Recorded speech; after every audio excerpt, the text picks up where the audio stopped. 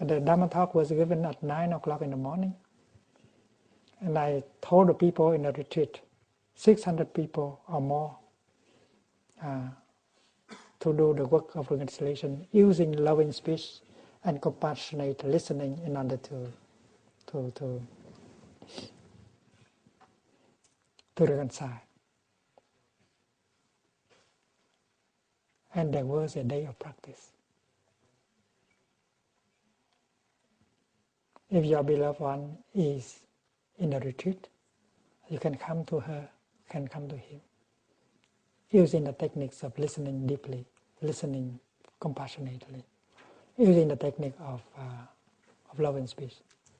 Darling, I know that you have suffered a lot during many years.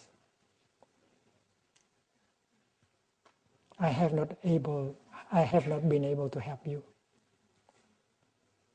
to suffer less. In fact, I have made the situation worse.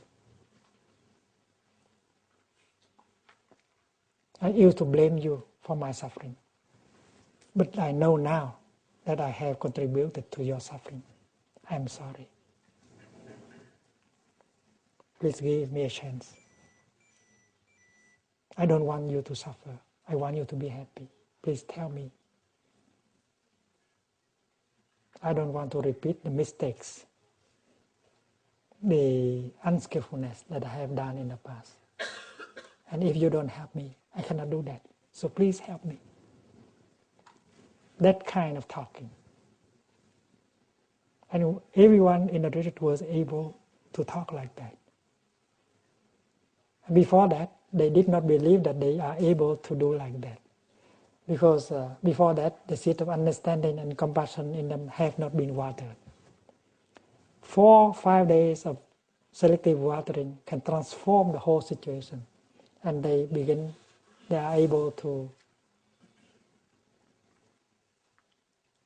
do that on the 5th day.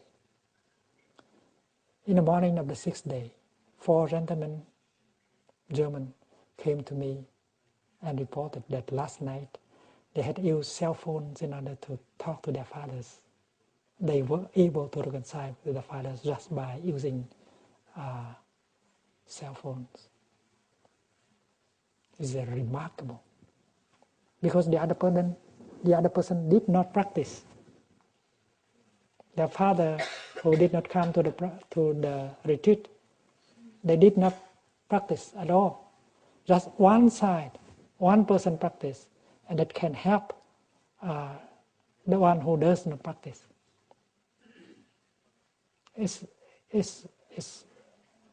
a miracle. When you are transformed, when you have understanding and compassion in you, you can transform the other person.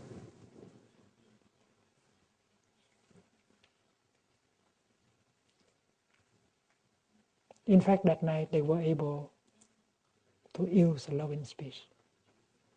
And they were able to open the door of their father's heart. And they got the reconciliation. They were very happy. And I knew that there were more people who have done that, but they were a little bit too shy to come to me and report.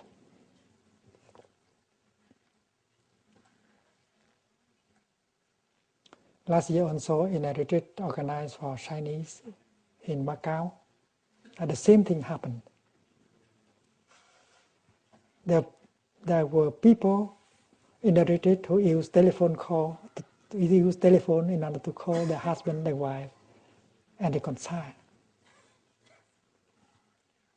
And on the last day, they came to me after the last tea meditation and report to me that they had been able to reconcile with their wife or their husband that were at home who could not come to the retreat.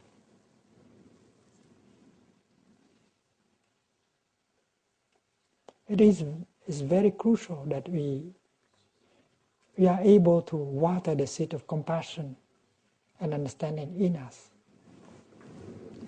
Come home to ourselves and do it with the help of the Sangha or without the help of the Sangha. Then when you are okay, you can come to him, you come to her and help him to do that.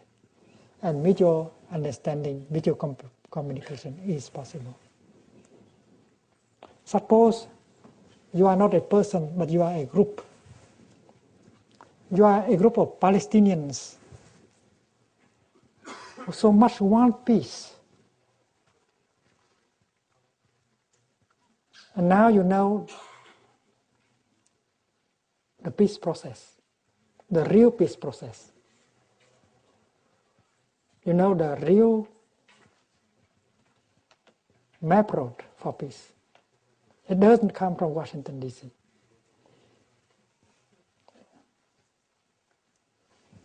Look what we said yesterday about God.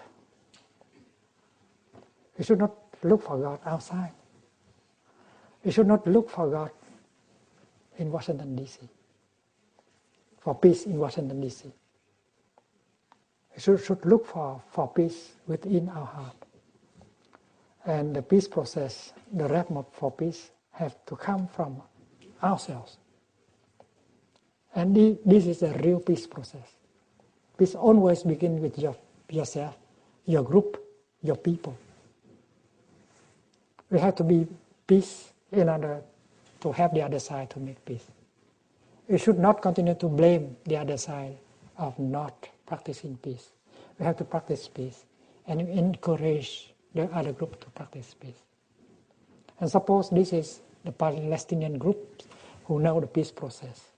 They come together. They are not hurry in discussing peace. They take their time practicing peace, being peace.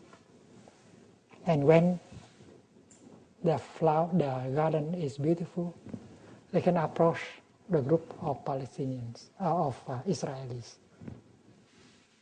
And meantime, if the Israeli group knows the peace process, they will do the same.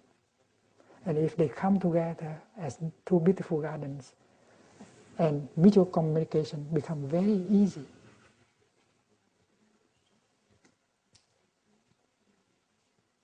I think in 6 months or 1 year, you can organize a people peace conference. You can organize in Paris. You can organize in the Middle East somewhere. And the world will come and listen to you and see you how to do peace, how you do peace. And this is a real peace process. Because you know what is the process. Peace always begins with you, with your group. And when you listen to the other group, with all your compassion, you see that their people suffer as much as your people. They are adults, they are children, they live in constant fear. And when you are able to see them as victims of suffering, the nectar of compassion flow in your heart, and you suffer less. And when you suffer less, you help them to suffer less. And then every agreement made on that kind of mutual understanding will be a real peace solution. A text signed by both parties. But if the fear, the anger, the suspicion still remain intact in both sides, that is only a piece of paper. It's not peace. But if there is compassion, understanding, mutual understanding, compassion, then even you don't need that piece of paper signed by both sides. And many of us in the world will come and support you in your peace conference, people peace conference, that will show the world, that will show your governments. And you can come and help your governments also. Your government will listen to you if you are a real entity of peace.